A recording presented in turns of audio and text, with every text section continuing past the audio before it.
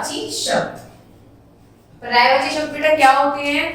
जो शब्दों का अर्थ जो होता है, जिन शब्दों का अर्थ होता है सेम होता है पर वो और अलग अलग शब्द होते हैं। जैसे कि मैं आपको आगे बताती हूँ, देखिए जैसे कि ये बेटा है, तो बेटे को हम क्या कह सकते हैं? पुत्र भी कह सकते हैं, सुत भी कह सकते हैं, पर मतलब इसका यही रहेगा कि ये बेटा है। जैसे हम माँ का मतलब होता है मम्मी, तो अगर हम माता कहें या जननी कहें, मतलब मम्मी ही कहलाता है। जैसे अब देखिए आंखें, जो हमारी आंखें होती हैं उन्हें हम नेत्र कहें, नयन कहें या आंखें कहें, बात वही है लेकिन शब्द अलग है। दीपक को हम चिराग भी कह सकते हैं, दीप भी कह सकते हैं, मतलब उसका दीपक ही कहलाता है। ऊपर प्रत्येक चित्र के नीचे कुछ शब्द लिखेंगे, बिल्कुल लिखे हुए हैं। सभी शब्दों के अर्थ क्या हैं? समान हैं। सभी शब्दों के अर्थ एक जैसे हैं। समान अर्थ वाले शब्दों को पर्यायवाची या समानार्थी शब्द कहते हैं। जिन शब्दों का अर्थ समान होता है उन्हें पर्यायवाची शब्द कह सकते हैं या फिर समानार्थी मतलब समान अर्थ वाले शब्द कहते हैं। आगे कुछ और पर्यायवाची शब्द दिए जा रहे हैं, उन्हें पढ़िए और याद कीजिए।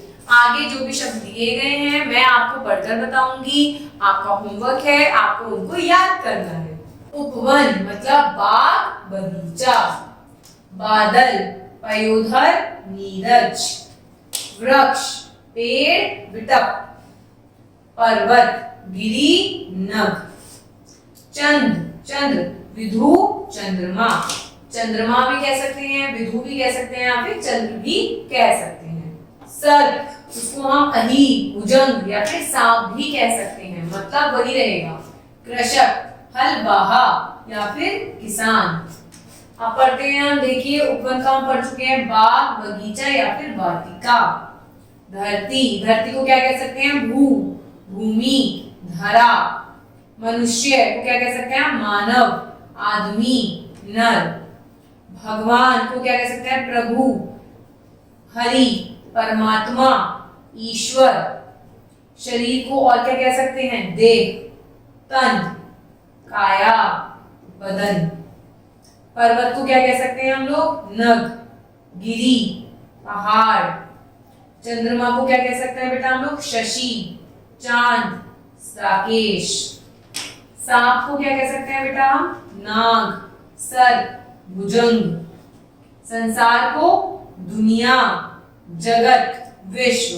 समान अर्थ वाले शब्द है ना, मतलब इनका वही है, तो इन्हें हम क्या कहेंगे? पर्यायवाची शब्द। नारी, महिला, स्त्री, औरत। कपड़ा, चीर, अंबर, वस्त्र, वसन। वायु, हवा, पवन, समीर। मित्र, साथी, दोस्त, सखा। माँ, माता, जननी, अम्बा।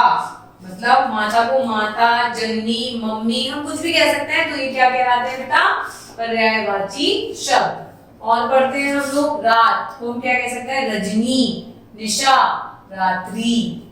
बादल को घन, जलधर, जलद। सूर्य को दिनकर, सूरज, भानु।